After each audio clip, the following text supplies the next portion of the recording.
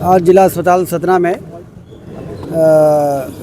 समीक्षा की गई है। कितनी ओपीडी होती है, कितनी सर्जरी होती है, कितनी डिलीवरीज होती हैं, डायलिसिस होती है कि नहीं, सोनोग्राफी की क्या स्थिति है, और जो यहाँ पर 150 बेड का नया ब्लॉक बन रहा है वो क्या प्रगति है, कब तक वो पूरा होगा। जैसे कि जो हमारा 400 बेड का ये हॉस्पिटल है जिला अस्पताल, उसके विस्तार के लिए बहुत ज़रूरी है कि एडिशनल ब्लॉक बन के तैयार हो।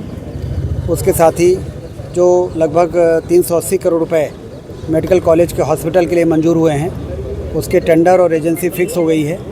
उसका भी जल्दी से जल्दी काम शुरू हो और उसका भूमि पूजन मुख्यमंत्री जी को बुलाकर जल्दी से जल्दी हो जाए, इसकी तैयारी की भी समीक्षा की है।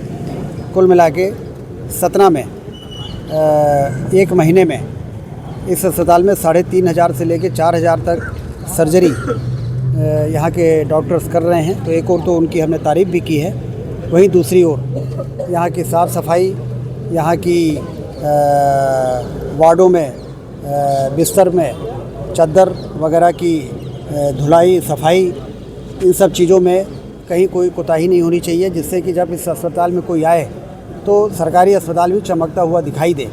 इसके लिए उनकी क्या रिक्वायरमेंट है वो भी हमने समझा है, कितना मैन पावर उनको इसके लिए चाहिए।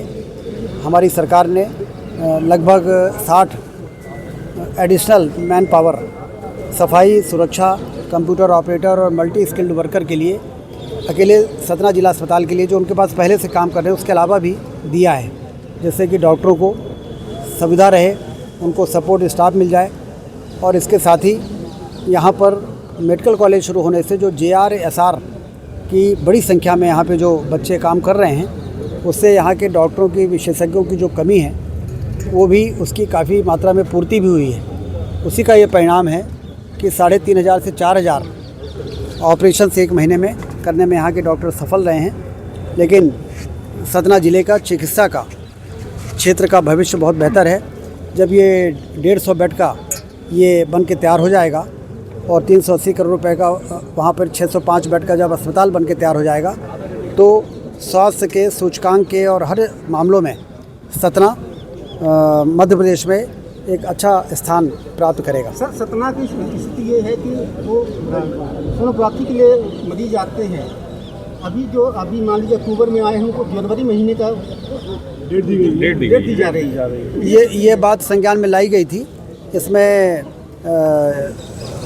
एक ही डॉक्टर जो सोनोग्राफी की असिस्टेंट प्रोफेसर है मेडिकल कॉलेज में, वही यहाँ पर उपलब्ध थी। रेडियोलॉजिस्ट की कमी है, लेकिन अभी रेडियोलॉजिस्ट की भर्ती हो रही है और जल्दी ही जब पीजी की सीट सेंक्शन हो जाएगी मेडिकल कॉलेज में, तो जब पीजी की सीट होती है तो वो सारे लोग एज SR और पीजी स्टूडेंट फिर सोनोग्राफी करने के लिए सारे लोग की संख्या बढ़ती है।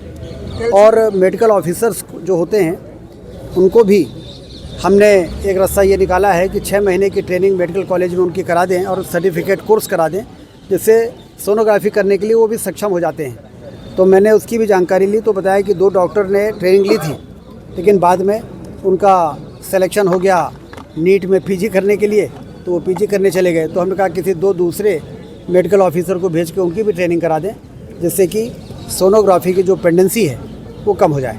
प्रदेश भर में दवाई की दुकानें हैं, उसमें फार्मासिस्ट का लाइसेंस किराए पे चलता है और इलिटरेट लोग उसमें दवाइयाँ बेचते हैं। करीब करीब पूरे प्रदेश में यही हाल है कि लाइसेंस किसी और का, उसमें कर्मचारी कोई और काम करते हैं और जो कि बहुत कम पढ़े लिखे होते हैं। ऐसे में दवाइयों का जो प्रतिबंध लगना चाहिए, उस पर सरकार को क्या कदम उठाने चाहिए? इसमें हमने food and drug administration, food controller को बहुत सख्त हिदायत दी है कि सारे ड्रग इंस्पेक्टर्स को लगाइए।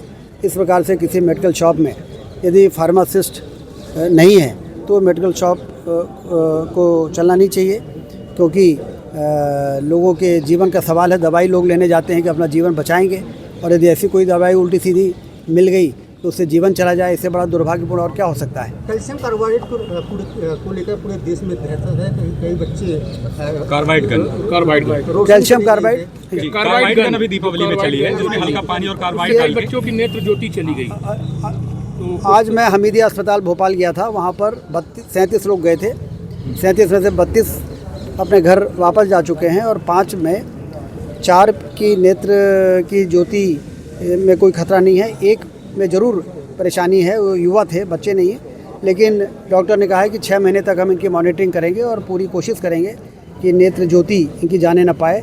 कुल मिला के ग्वालियर में भी ऐसे मामले आए हैं, विदिशा में आए हैं, भोपाल में आए हैं और इन बड़ी व्यापक स्तर पर छापा मार की कार्रवाई हुई है। ऐसे लोग जहां पर इस प्रकार के कार्बाइड गन बनाने का एक अवैध काम चल रहा था जो इतना खतरनाक साबित हुआ है, उनके खिलाफ जो धाराएं हैं उसके अंतर्गत FIR हो गई है और उनके खिलाफ कड़ी कार्रवाई कर रहे हैं।